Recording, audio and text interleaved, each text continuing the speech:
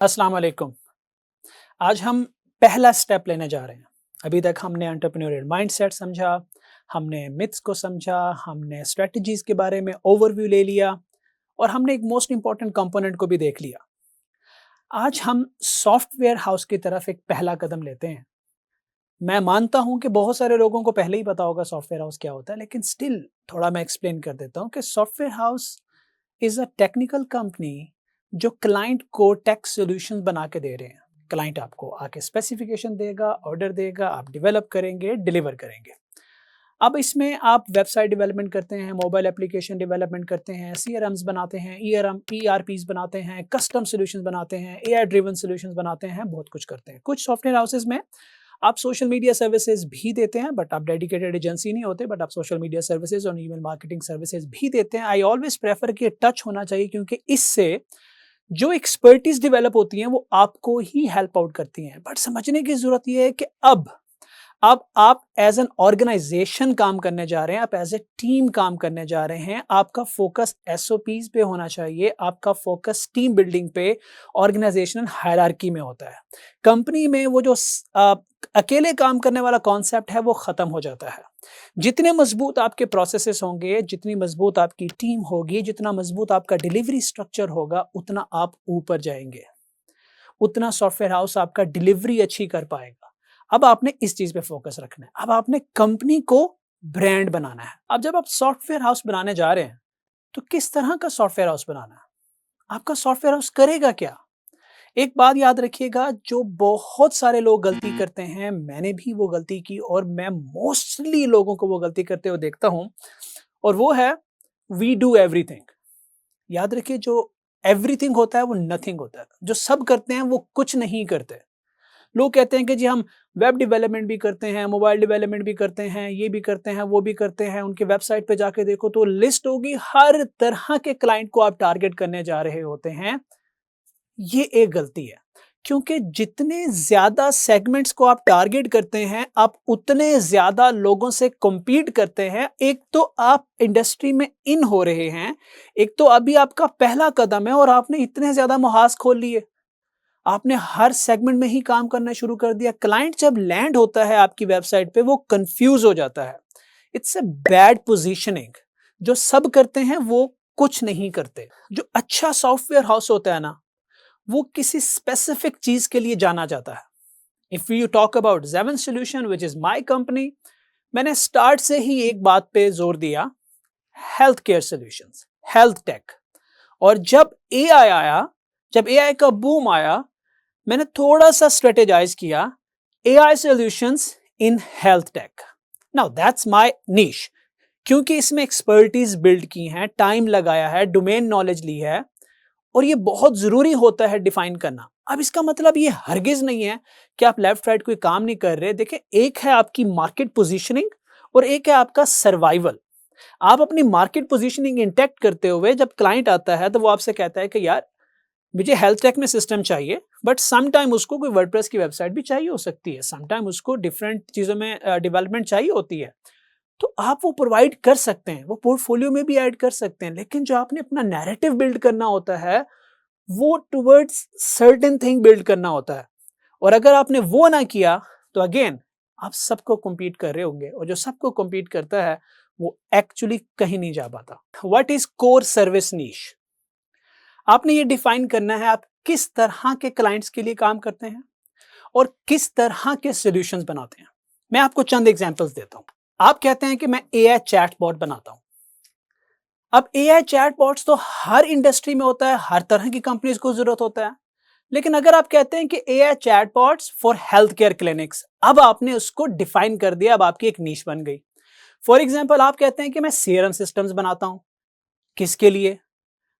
लंबी नीश होगी, बड़ी नीश होगी, कोई समझ नहीं आएगी, कंपेटिटर बढ़ जाएंगे। आप कहते हैं CRM system for real estate companies, अब एक नीश बन गई। ई कॉमर्स प्लेटफॉर्म डिलीवर करते हैं जी हम, अगेन ब्रॉड कैटेगरी। आप कहते हैं e commerce platform for a fashion brand और एनीथिंग। ईआरपी सॉल्यूशंस बनाते हैं हम, किसके लिए भाई? ERP solutions for manufacturing firms. Automation tool बनाते हैं for agencies. That is niche, not just web development. एक बात याद रखिएगा, specific plus focused is equal power. This is a powerful niche कि स्पेसिफिक भी है, फोकस्ड भी है। अब इससे बहुत फायदे होते हैं जब आप नीश डिफाइन करते हैं, और अगर नहीं डिफाइन करते तो इससे बहुत ज्यादा नुकसान होते हैं। हम इसके बारे में भी बात कर लेते हैं। नीश क्यों जरूरी होती है? जब आपने नीश डिफाइन कर ली, आपकी मार्केटिंग क्लियर होगी, स्पेसिफिक होगी, आपकी पोजीशनिंग स्पेसिफिक होगी, एंड अबव ऑल आपकी हायरिंग स्पेसिफिक होगी। आपको पता होता है कि जब आपके सामने कोई बंदा इंटरव्यू के लिए आता है और आपको पता है कि आप हेल्थ टेक इंडस्ट्री में काम कर रहे हैं, तो आप यूजुअली उससे पूछते हैं कि यार तुम्हारा हेल्थ टेक में कोई एक्सपीरियंस है? क्योंकि एक डेवलपर जो हेल्थ टेक में काम करके आ रहा है, वो हेल्थ टेक के स्टैंडर्ड्स को समझता है, वो हेल्थ टेक के नॉमेनक्लेचर को समझता है, जो कि बहुत बड़ी स्ट्रेंथ होती है। वो आपके लिए राइट हायरिंग होती है। लेकिन अगर आपको खुद नहीं पता आप किस इंडस्ट्री में काम कर रहे हैं, तो आप रैंडम हायरिंग करेंगे, और जो रैंडम हायरिंग होती है वो इवेंचुअली बॉटलनेक बन जाती है। अगर आपके पास कोई नीश नहीं है, तो आप मार्केट क्या करेंगे? आप मार्केट कंपनी को नहीं करते, इनिशियली सोल्यूशन को करते हैं। लेकिन आप तो हर नीश के अंदर सोल्यूशन दे रहे हैं। आपने तो कह दिया we do everything. When you do everything, इसका मतलब है कि आपकी जो मार्केटिंग है, आपके जो सोशल पेजेस हैं, उसके ऊपर कोई स्टोरी नहीं होगी। कभी पोस्ट आ रही होगी वर्डप्रेस डेवलपर की, कभी पोस्ट आ रही होगी मोबाइल एप्लीकेशन की, कभी आ रही होगी किस चीज की, कभी आ रही होगी किस चीज की। क्लाइंट कंफ्यूज हो जाएगा, बायर कंफ्यूज हो जाएगा, कोई सर पैर नहीं बनेगा। और दूसरा, आपकी मार्केटिंग कॉस्ट ऊपर चली जाएगी, क्योंकि अब आपको हर चीज कवर करनी है। अब ये प्रॉब्लम एक्चुअली आपकी रिकरेंट कॉस्ट को भी बढ़ाते हैं, क्लाइंट को कंफ्यूज करते हैं, आपका रेवेन्यू जो है वो नीचे गिरा देते हैं, और सक्सेस प्रोबेबिलिटी जो है वो आपकी ऑटोमेटिकली नीचे आ जाती है। सो नीश डिफाइन करने से आपको ये 4-5 फायदे होते हैं। और एक और नुकसान, अगर आपने नीश डिफाइन नहीं की, तो मुझे बताएं आपका पोर्टफोलियो क्या बोलेगा? आपका पोर्टफोलियो मैसी हो जाएगा, कंफ्यूजन से भर जाएगा, क्लाइंट आके उसको कुछ समझ नहीं आ रही होगी, आप कहीं के नहीं रहते। फिर आपका होता क्या है कि आप स्केल करने में मसला होता है आपको। आप वो छोटे काम करेंगे, छोटे क्लाइंट पकड़ेंगे, इररेलेवेंट क्लाइंट पकड़ेंगे, प्रॉब्लमैटिक क्लाइंट पकड़ेंगे, आपके डेवलपर्स बड़ी नीश में हैं। आप खुद किस चीज में नॉलेज डेवलप करेंगे? आप खुद को नहीं समझ आएगी कि आप मैंने किस इंडस्ट्री में जाकर रिसर्च करके डोमेन नॉलेज बनानी है। आपका फोकस सेल्स पे रह जाएगा। लेकिन sales without exposure, sales without knowledge, sales without experience, या तो वो आपके पास लीड नहीं लाएगी। अगर क्लाइंट लाएगी तो फिर प्रॉब्लमैटिक क्लाइंट ही मोस्टली आते हैं, क्योंकि आप फोकस नहीं, आपके पास एक्सपोजर नहीं बनता। अब आपके जहन में एक सवाल आ रहा होगा कि निश डिफाइन करनी कैसे है? ड्यूरिंग फ्रीलांसिंग, अगर आपने 4-5 साल फ्रीलांसिंग की है, तो मोस्ट लाइकली आपने डिफरेंट सेगमेंट में काम किया होगा, करना चाहिए, और किसी ने एक सेगमेंट में काम किया होगा, दैट डिपेंड्स। तो सबसे पहले आपने अपना स्किल देखना है, अपनी नॉलेज देखनी है। मैं यहाँ पे एक छोटी सी आपको एग्जांपल देता हूँ। जब मैं स्टडी कंप्लीट कर रहा था, ग्रेजुएशन के बाद मैं मेडिकल कॉलेज में कंप्यूटर ऑपरेटर लग गया। 3 साल वहाँ पे मैं रिसर्च एंड डेवलपमेंट का काम करता था, लेटर टाइपिंग करता था, डॉक्टर्स के लिए आर्टिकल थे, उनकी पावर पॉइंट प्रेजेंटेशंस बना देता था। डॉक्टर्स के साथ मेरा एक्सपोजर था, तो क्या वो मेडिकल टर्मिनोलॉजीज बिल्ड होना शुरू हुई, थोड़ा एक्सपोजर बिल्ड होना शुरू हुआ। अब जब वहाँ से मैंने डिस्टेंस किया था, वर्चुअल यूनिवर्सिटी से मैंने मास्टर्स किया था, तो मास्टर्स के बाद जब मैं लाहौर आया, सॉफ्टवेयर इंडस्ट्री में आया, एज ए सॉफ्टवेयर इंटर्न शुरू किया, जितने भी साल लगाए, तो डॉक्टर्स के साथ मेरा कनेक्शन रहा। जो मेरा पहला प्रोजेक्ट था वो हेल्थ केयर में आया। अब हेल्थ केयर का प्रोजेक्ट मैं इसलिए विन कर पाया क्योंकि मुझे हेल्थ केयर की बेसिक्स का पता था, निश का पता था। अब एक तो पीछे नॉलेज थी, एक पहला प्रोजेक्ट ही डॉक्टर्स के साथ हुआ, टेलीमेडिसिन का प्रोजेक्ट था, आज से बहुत साल पहले, तकरीबन 8 साल पहले, और जब मैं ये रिकॉर्डिंग कर रहा हूँ आज भी मैं टेलीमेडिसिन सॉल्यूशंस बनाता हूँ। ऑब्वियसली उसके अंदर एआई का तड़का लग गया। अब तो मैंने अपनी स्ट्रेंथ्स देखी, डोमेन नॉलेज देखी, एक्सपीरियंस देखा, और डिसाइड किया। इस बात पे डिसाइड नहीं किया कि लोग क्या बोल रहे हैं, इस बात पे डिसाइड नहीं किया। आप इस बात पे डिसाइड करते हो यार फिनटेक में बहुत फायदा है, आपको फिनटेक का कुछ भी नहीं पता, आपने फ्रीलांसिंग में फिनटेक का कोई प्रोजेक्ट नहीं किया, और आप सीधा फिनटेक में कूद रहे हैं, तो फेलियर्स के चांसेस ज्यादा हैं। अलोंग द वे आपका अगर पर्पस है फिनटेक में जाना, अलोंग द वे आप उसको डेवलप करते हैं, और डेवलप करने के लिए आप मे बी फिनटेक के प्रोजेक्ट्स पकड़ेंगे। आप कहेंगे जी मुझे बैंकिंग के प्रोजेक्ट्स चाहिए, मुझे फिनटेक के अदर सेगमेंट्स में प्रोजेक्ट्स चाहिए, और आप उनको बेशक लो कॉस्ट में दें, आपका पर्पस होगा मैंने एक्सपीरियंस लेना है, उसके बाद आप जाते हैं। लेकिन स्टार्ट आप अपनी स्ट्रेंथ से करते हैं, स्टार्ट आप अपने स्किल से और एक्सपोजर से करते हैं। तो अपने आप को देखें कि आपको किस इंडस्ट्री के बारे में ज्यादा पता है और किस सेगमेंट में आपने प्रोजेक्ट डिलीवर किए हुए हैं। फॉर एग्जाम्पल, अगर आपने ई कॉमर्स के प्रोजेक्ट डिलीवर किए हुए हैं, आप उस इंडस्ट्री को समझते हैं, जब आप क्लाइंट के साथ बात करने जाएंगे, सर्विस बेचने जाएंगे, तो आपके पास बोलने को भी कुछ होगा और दिखाने को भी कुछ होगा। जब आपके पास बोलने के टाइम पे नॉलेज है, एक्सपोजर है, और वो नॉलेज और एक्सपोजर जो है is backed by the evidence जो आप कर चुके हैं, तो आपकी सक्सेस बढ़ जाती है। आप अच्छे रेट पे बेचेंगे, अच्छे मार्जिन पे बेचेंगे, क्लाइंट आप पे ट्रस्ट करेगा और वहां से आपकी एक ग्रोथ शुरू होगी। फिर आप उसी चीज को डिलीवर करेंगे क्योंकि आपका एक्सपीरियंस है, आप उसको डिलीवर कर सकते हैं। जब डिलीवर करेंगे तो फिर टेस्टिमोनियल आएगा, जब क्लाइंट का टेस्टिमोनियल आएगा तो एक सक्सेस आपके पोर्टफोलियो के अंदर लगेगी, एक सक्सेस आपके पोर्टफोलियो के अंदर लगेगी तो फिर आप मार्केटिंग स्ट्रेटेजी उसके अराउंड बनाएंगे, फिर आप सोशल मीडिया नैरेटिव उसके अराउंड बनाएंगे, तो फिर हर चीज एंड टू एंड कनेक्ट होगी। तो जो क्लाइंट विनिंग की प्रोबेबिलिटी है आपकी, वो बढ़ जाएगी। That's the benefit of a niche. This is how you pick the right niche. अब कुछ लोगों को एक मसला आएगा, हो सकता है कि आपने ड्यूरिंग फ्रीलांसिंग किसी स्पेसिफिक फील्ड में काम नहीं किया, आप रैंडमली काम करते रहे। अब आपके पास 10 ऑप्शंस हैं कि यार इन 10 ऑप्शंस में से मैंने किन 1 2 3 ऑप्शंस पे फोकस करना है, और 10 की 10 इक्वली आपको पता है। हो सकता है उसके बारे में ज्यादा पता हो सकता है सबके बारे में थोड़ा थोड़ा पता हो। तो फिर आप कैसे डिसीजन करेंगे? फिर मैं आपको बताता हूं कि आपने मार्केट रिसर्च करनी है। मार्केट रिसर्च का मतलब ये नहीं कि गूगल पे बैठ के रिसर्च करें, बड़ा आसान है। आप देखें कि अपवर्क पे ज्यादा डिमांड किस चीज की आ रही है, लिंक्डइन पे ज्यादा डिमांड किस चीज की आ रही है, फाइवर पे ज्यादा डिमांड किस चीज की आ रही है। ज्यादा डिमांड किस चीज की आ रही है out of your skill set. ठीक है, मैं बार बार कह रहा हूं कि आपने 10 सेगमेंट्स में काम किया, उनमें से ज्यादा डिमांड किसकी है। अगर आपको लग रहा है कि मैंने इन 10 सेगमेंट्स में काम किया है, मैंने ई कॉमर्स में काम किया है, मैंने हेल्थ टेक में काम किया है, मैंने एजुकेशन में काम किया है, लेकिन डिमांड ज्यादा फिनटेक की है, तो आपको कूदने की जरूरत नहीं है। इट्स ओके क्योंकि ये ऐसा नहीं होता कि जिसमें डिमांड ज्यादा हो उसमें आपको विनिंग भी ज्यादा होगी, क्योंकि जब डिमांड ज्यादा होती है प्रोजेक्ट जीतने के लिए एक्सपोजर एविडेंस की जरूरत पड़ती है, वो आपके पास नहीं होगा। वहां आप हारेंगे, आप अपना टाइम वेस्ट करेंगे, आपके पास इतने फाइनेंस नहीं है कि आप ज्यादा से ज्यादा क्लाइंट को लूज करें, क्योंकि कंपनी बनती है तो एक्सपेंसेस होते हैं। तो आपने अपनी स्ट्रेंथ्स में रहना है। तो अगेन आपने आइडेंटिफाई करना है कि लोग क्या मांग रहे हैं। आप दूसरी सॉफ्टवेयर कंपनी से बात करें, नेटवर्क्स में जाएं, इवेंट्स में जाएं, बहुत सारे जगह हैं जहां से आपको पता चल सकता है कि मेरे इन 10 चीजों में से डिमांड किसकी ज्यादा है। 1 2 3 4 करके लिस्ट लें, लिस्ट बनाएं, टॉप के 3 उठाएं, 4 उठाएं, 1 उठाएं और उसके ऊपर फोकस करें। अगर आपकी नॉलेज स्कैटर्ड है तो फिर आप थोड़ी रिसर्च और मार्केट एनालिसिस के साथ निश को डिफाइन कर सकते हैं।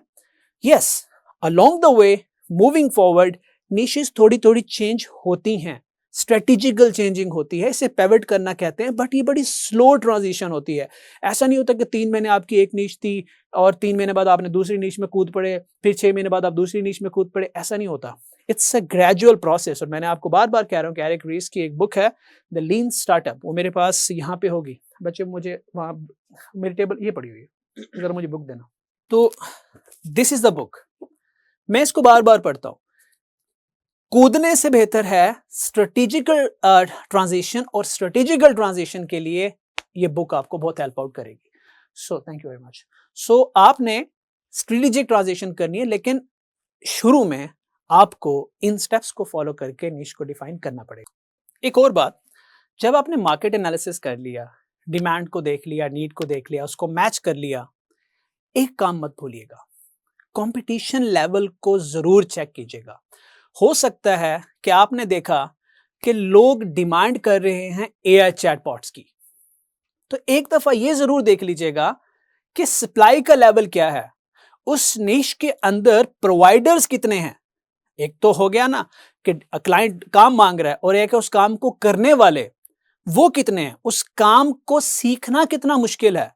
अगर आपने स्टार्ट में अपने आप को पोजीशन कर लिया एक डिफिकल्ट सिचुएशन में, एक डिफिकल्ट कंपटीशन में, जहां क्लाइंट एक प्रोजेक्ट पोस्ट करता है और उसको करने वाले 10,000 हैं और आप भी उसी लाइन में लग गए, तो अगेन आप शुरू में स्ट्रगल करेंगे। What you need to do कि आप शुरू की जो स्ट्रगल है, शुरू की जो अनसर्टेनिटी है उसको मिनिमाइज करना है, क्योंकि आपको शुरू में फ्रीक्वेंटली फ्लुएंटली प्रोजेक्ट्स चाहिए होंगे। जब तक आपका बैकअप बिल्ड नहीं होता, ब्रांड बिल्ड नहीं होता, आपके फंड्स की जो बेस है वो नहीं बनती, ऑटोमेशन नहीं होती, हायरार्की, ऑर्गेनाइजेशनल हायरार्की नहीं बनती, आपको क्विक विंस की तरफ जाना है तो कंपटीशन लेवल देख लीजिएगा।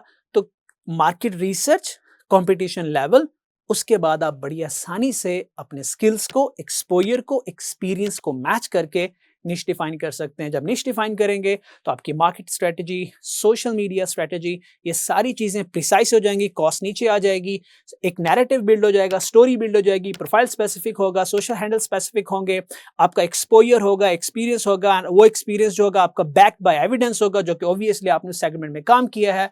तो आपकी जो प्रोबेबिलिटी है to win the early clients वो ऊपर चली जाती है। अगर मैं इस लेक्चर को समराइज करूं तो एक बात याद रखिएगा, if one element is missing, niche becomes weak. Skill without demand is equal to hobby. Demand without skills is equal to frustration. And position without clarity is equal to confusion. और hobby, frustration और confusion actually 90% जो startup होते हैं वो इस वजह से fail करते हैं। Now I'm going to give you success tip. इसको याद रखिएगा कि initially कोई एक strong project बनाए या even demo project बना लें। मैं फिर आपको एग्जांपल दूंगा क्योंकि I'm sharing everything out of my experience. जब हम हेल्थ टेक में काम कर रहे थे तो जो मेरा पहला क्लाइंट आया था उसने मुझसे मेडिकेशन ट्रैकिंग एप्लीकेशन बनवानी थी। मैं मेडिकेशन ट्रैकिंग एप्लीकेशन में काम कर रहा था और एक न्यूज़ मेरी नज़र से गुजरी कि सिलिकॉन वैली में एक बहुत बड़े जाइंट की, एक बहुत बड़ी इंडस्ट्री का एक जाइंट था, उसकी मीटिंग हुई है और वो हमारी कंट्री में टेलीमेडिसिन लेके आ रहे हैं। आई फिगर्ड कि जब वो टेलीमेडिसिन लेके आएंगे, वो मार्केट करेंगे, अवेयरनेस क्रिएट करेंगे, लोग टेलीमेडिसिन की तरफ जाएंगे, that will be the right time to get into this industry. अब मेरे सामने दो ऑप्शंस थी, वही ऑप्शन आपके सामने होंगी कि आप फटाफट टेलीमेडिसिन के प्रोजेक्ट पे बिड करना शुरू करें, उनको करने की कोशिश करें, टाइम लगेगा। मैं जो कर रहा था वो करता गया, साथ साथ में मैंने टाइम इन्वेस्ट करके, एफर्ट इन्वेस्ट करके एक टेलीमेडिसिन का डेमो बनाया, डेमो प्रोजेक्ट। क्यों? क्योंकि जो दिखता है वो बिकता है। जब वो डेमो बनाया तो सबसे पहले मेरे एग्जिस्टिंग क्लाइंट ने वो खरीदा और उसने कहा ठीक है हम इसको करते हैं, मैं आपको सपोर्ट करता हूं इसके अंदर। जब वो डेमो प्रोजेक्ट बना तो मेरा दूसरा क्लाइंट नाइजीरिया से आया, उसने मुझे $700 ऑफर किए कि तुमने टेलीमेडिसिन बनाया हुआ है, मैंने तुम्हारे पोर्टफोलियो में देखा है, अब वक्त पे मैं देख रहा था, तुमने टेलीमेडिसिन का सोल्यूशन बनाया, मेरे साथ काम करो। वो $700 की ऑफर मैंने रिफ्यूज की। 1-1.5 महीने बाद वो क्लाइंट वापस आया $1800 की ऑफर लेके। इट टुक 1 ईयर, कम्युनिकेशन चलते रहे, वो आता रहा जाता रहा। उस 1 साल में वो टेलीमेडिसिन इतना मैच्योर हो गया कि मैंने वो टेलीमेडिसिन 40,000 टू बी प्रिसाइज $44,000 पे मैंने वो प्रोजेक्ट क्लाइंट को दिया कि ये जितना काम किया उसकी ये कीमत है, आगे आप मेरे साथ टीम बना ले, मैं आपके हिसाब से इसको बिल्ड कर दूंगा, कस्टमाइज कर दूंगा नाइजीरिया के हिसाब से। $700 से $44,000। तो हुआ कैसे कि there was something to show. Client ने देखा कि यार इसको इंडस्ट्री का भी पता है, नीश का भी पता है, तो अब मुझे स्क्रैच से चीजें नहीं बनानी, री इन्वेंट नहीं करना व्हील को, इसके पास पहले ही है। तो ये हुआ कैसे था?